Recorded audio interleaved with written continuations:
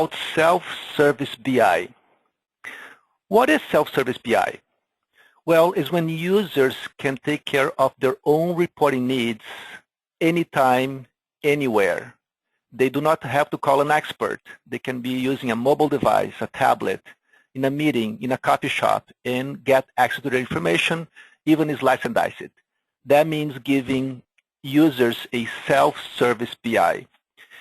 And that means it brings liberation for everyone. Now, business people can make decisions, more informed decisions, anytime, anywhere, while people that usually support decision makers, such as accounting and IT, they don't need to be writing reports all the time for decision makers. So everyone is liberated. Everyone can make their jobs more efficiently. And that's what we're going to be talking about here today. That's DataSelf Analytics for Sage ERPs. My name is Johnny Girardi. I'm DataSelf founder and CEO. So let's jump right into the product to show self-service BI. And I'm going to show pretty much, three main features of the product. One is how easy it is to build new reports from scratch, and I'm going to build a very detail-oriented kind of, report. Second, I'm going to build a kind of, dashboard-like report for more management style. And then I'm going to show how users typically consume information using web and mobile devices. So let's take a look at the first part, where I'm going to be building a report, a detailed report from scratch. So suppose I'm a power user and I want to build something completely from scratch. You suppose I'm going to be showing sales information because most people can easily relate to, but the mechanics of this works for all. If you're doing sales, financial analysis, purchasing, inventory, receivables, payables, and so forth. We have connectors for pretty much all Sage ERP products, and they all work in a similar manner. So suppose I want to see sales amount. I'm going to drag sales to my report. So this is the total sales in the whole company history. But let me break down by date. Typically, invoice date, I want to see how the sales are going over the years. And in my sample database, I have 3 years. I can very easily drill down from year to quarter, to expand to the month. I can expand to the day level. Just point and click and you expand into a more detailed level. This could be fiscal periods, whatever the fiscal period is, months or shifted months or weeks, you name it. So let me go back to the quarter level. And my sample database finishes in the third quarter of 2014. So let me just focus on that quarter. I'm going to filter the information to a particular time period. And when I'm filtering by dates, I have different options how I can filter by dates. Relative date is the most popular because it's usually a period comparing to today's date. So you can choose, year level, quarter level, month, week, days. And this tells, I'm going to take only this year, previous year, the last few years, or next few years, and so forth. In my example, I want to choose the prior quarter, which is the last in my sample database. So I click OK. Now we only have the last quarter in 2014. Let me move things around here a little bit for this query. So I'm going to put my time in my columns. Well, what if I want to break down this report by customer, by invoice number, invoice date, and product, and you name it? Well, everything is kind of, drag and drop. If I want to see customer, I find the customer in this list. I drag to my rows, and now I have sales by customer in the third quarter. Well, I want to see invoice number. Well, you just have to find in this list invoice number, drag to report, and there it is, by customer, invoice number, sales in the third quarter. Well, I want to put the invoice date. It's all drag and drop. So now I have date as well. I want to see product, just find the product. So very intuitive. People with little training, sometimes no training, they just see a demo like this, and they can start building a report like this very quickly, very easily. This sample database has 1 million records on the sales details And as I'm building the reports, things takes literally seconds to run. And you just drag and drop, let's say I want to put a warehouse ID after my customer or before or anywhere. You just drag where you want, and the information will be posted right there. So very easy, and that's kind of self-service. Not everyone will know how to do this, but people who want to learn, they don't need to spend hours and hours to learn. Sometimes, a 5-10 minute intro will let people just start building reports that today would require an expert to do. So it's very user-centric. So this is, the first part of the demo. Now I want to build a more management style kind of report, a dashboard showing charts and maps and things like that. And again, the idea is to show self-service and ease of use. In this dashboard, I want to build two different views, one showing sales, another one showing number of meetings from my CRM. By the way, in this example, I have a sales connector, but in DataSelf Analytics, we have combined information from the ERP with the CRM system together. It doesn't matter where the information comes from, it's just part of my sales information. So I'm going to show combination of that information together. And finally, I want to see sales on a map showing by state how big they are, and we're going to do this right now. So first of all, I want to see sales. So I'm going to drag sales to my report, total sales. I want to break it down by month. So I'm going to bring months to my columns. So right now, by month, I see how sales are growing over the months. In my sample database, I also have a multi-company, several ERP databases together. So let me break down the sales by company, putting as colors.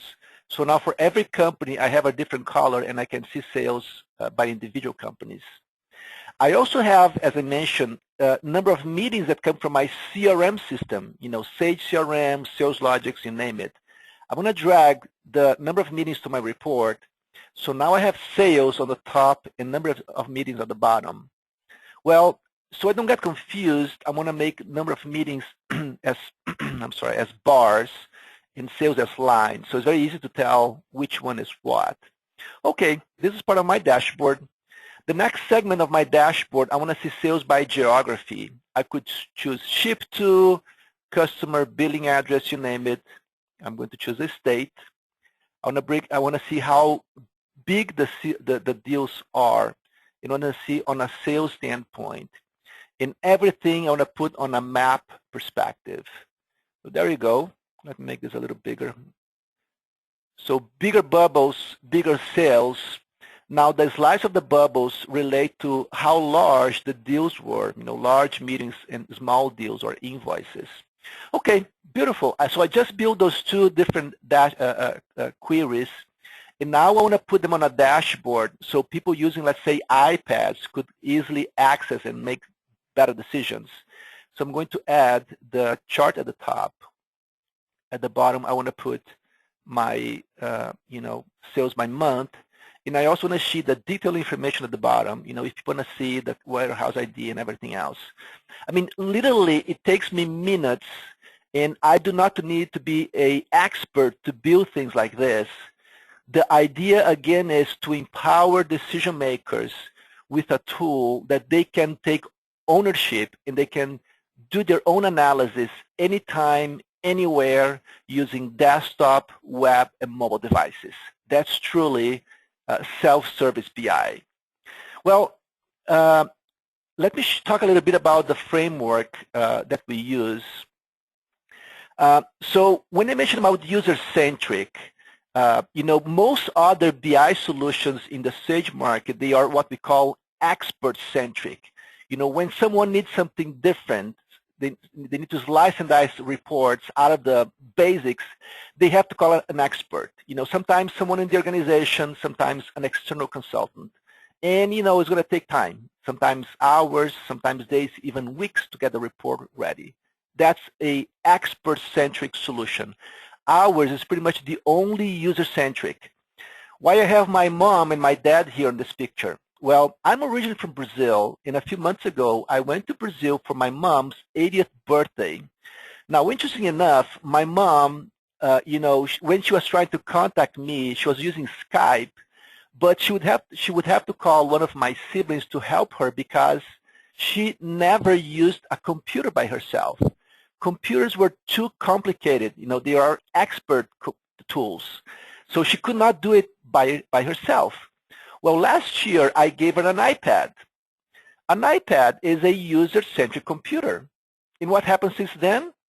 Well, now my mom checks the weather, checks the news, and Skypes me directly by herself. She no longer needs someone else to help her. An iPad is a user-centric solution, and that's what we do. We're like the iPad for reporting and data analysis.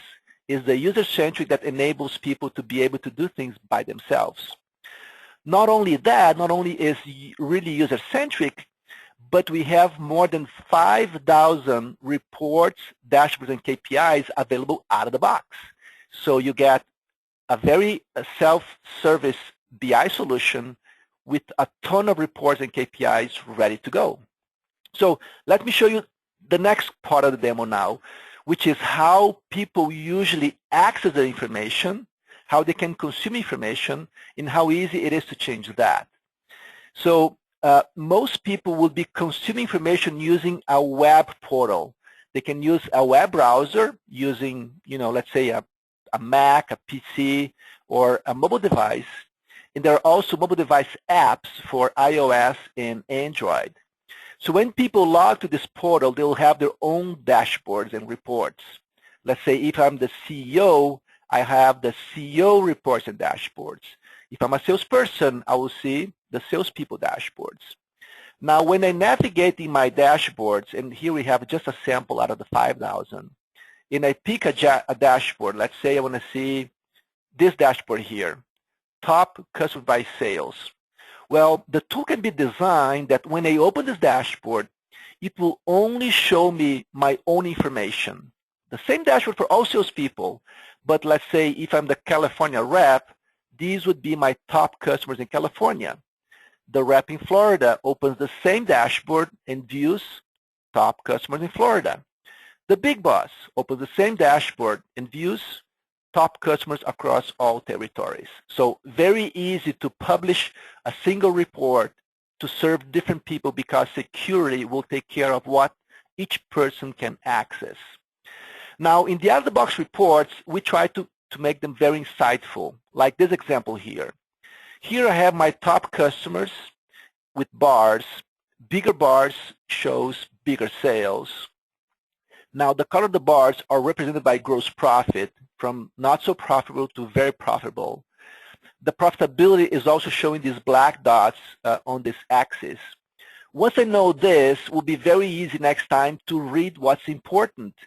If in my business profitability is critical and I need to get more profitability out of my top customers, I can easily tell which clients here are not so profitable, and I have to work more closely with those accounts. So very insightful, easy to read that kind of information. Other type of reporting that is usually very important. This one shows the tip of the growth curve of your key performance indicators.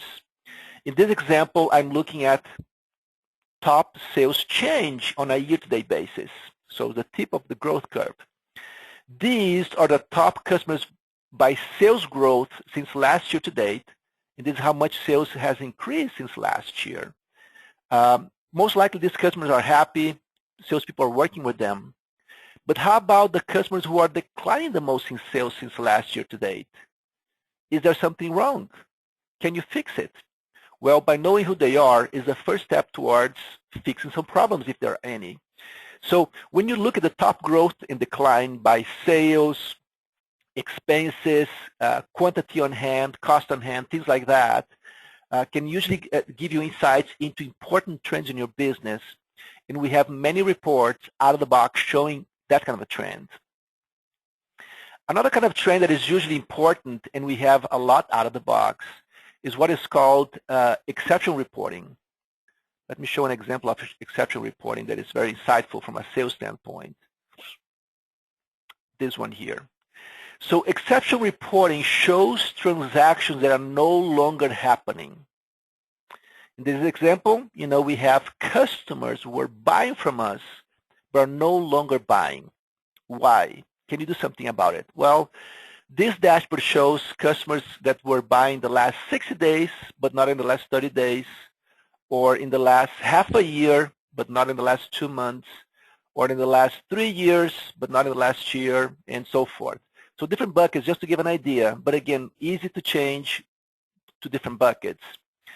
And in the name of self-service BI, if you want to receive any of these dashboards on a regular basis in your email inbox, so you don't have to go to your dashboard, you can click this subscribe button, and you can tell how frequently you want to receive an email with this dashboard. So you guys can change. These are some sample options, but you can have a bunch of options here. And once you do that, next time you're going to receive it in your inbox, you can just see the information, and if you want to go right into the dashboard to slice and dice it, you can click on the link on an email, it goes to the dashboard on the web, and then you can click and start slicing and dicing it. Let me show an example of that very quickly. How you slice and dice a dashboard using the web. So let me take another dashboard here, this one here. So I open this dashboard on my web or mobile device, and if I'm a power user, I can click the Edit button. And when I click the Edit button, I have a similar user interface that I showed you before. So I can take any of these dashboards here. I can, let's say, make just a grid approach, and now I want to break down by product line, just drag and drop. So using my fingers on my iPad, let's say, I could just drag it. Then I'm starting to change my report very easily, very intuitively. So that's self-service BI. How do we accomplish such an easy-to-use technology for Sage ERP products? Well, let me talk about that. So this is Gartner Magic Quadrant.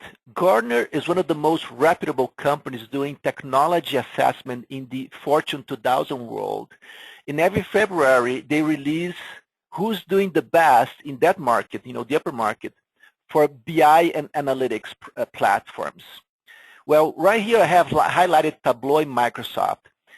Tableau currently in the Fortune 2000 world is the leader in dashboarding and self-service BI, while Microsoft is the leader when it comes to BI infrastructure, how to pull the data together. Well, what about these vendors? What about DataSelf? Well, what you get with DataSelf is a package that includes Tableau and Microsoft, which right now are the leaders in the upper market.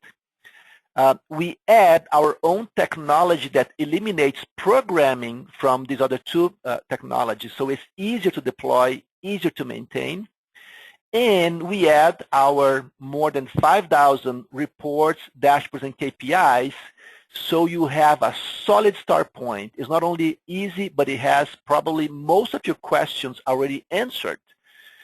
So what we do is we provide the best of the breed user-centric technology available for Fortune 2000. We bring to Sage ERP. So it's really the most user-centric technology out there. It's really fast to deploy. Usually takes only hours, maybe a few days to deploy the solution for you. It can be on premises or in the cloud. We have been developing enterprise-level analytics for Sage products for over 14 years now. So we know Sage ERP, we know enterprise-level BI, and we know how to deliver that kind of solution for mid-sized companies. Finally, it's low cost. Literally, you can buy or you can subscribe.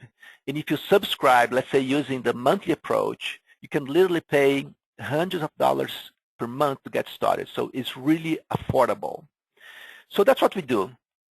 Right now I'm going to open the Q&A. If you have questions, please use the GoToWebinar panel, press the send button, and I'll get the questions and I'll be addressing them. So let's see if we have questions. Yes, the first question here is from Peter. Peter, thank you. So what ERP products do we support? So Peter, good question. Actually, let me go to our website to help you answer this question on an ongoing basis. So if you go to dataself.com and you go to the analytics by product, you can see what products we support. And if you choose one of them, let me choose here, let's say Sage 300, then you have a lot more information about it. You have what versions are supported, and we usually support versions as old as from the year 2000. So we support many, many versions back. You have recorded webinars for that specific product. You have a description of the solution, and you have also links that can be very helpful, such as architecture, the kind of ROI from our solution, brochure, demo of the product. We have like a 2-minute demo that is really informative and quick. And this link here shows you all the reports and dashboards that are available out of the box. So we have here a breakdown by module, how many reports and KPIs is included. And you can also download the full list that will give you a detailed view into more than 5,000 of these reports and dashboards. Peter, thank you for your question. Let's see other questions here. So question from, let's see here, from Ashley, I think. Yeah, Ashley.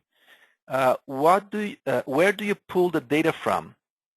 Ashley, thanks for the question. To answer this question, let me go to our website and look at the software architecture to explain how the data flows through our system. So this is the architecture, how the data flows. The data would come from your ERP package, your CRM, and any other data source you may have. It flows through a SQL Server data warehouse that is installed on premises. And then this data is manipulated to make it easier and faster for users to consume it. Then this data is pushed to this web server that can be on premises or in the cloud.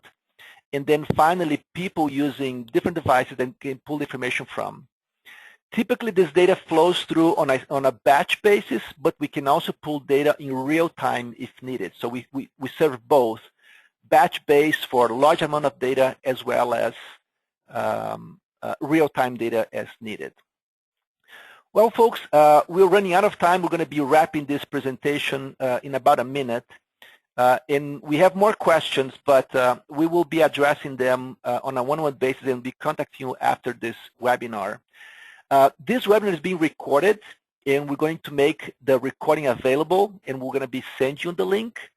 I really appreciate your time joining us today. If you have more questions, you want to discuss how we compare with the other BI solutions, you have my cell phone information here, my email address, as well as my Twitter account. I hope you have found this webinar informative.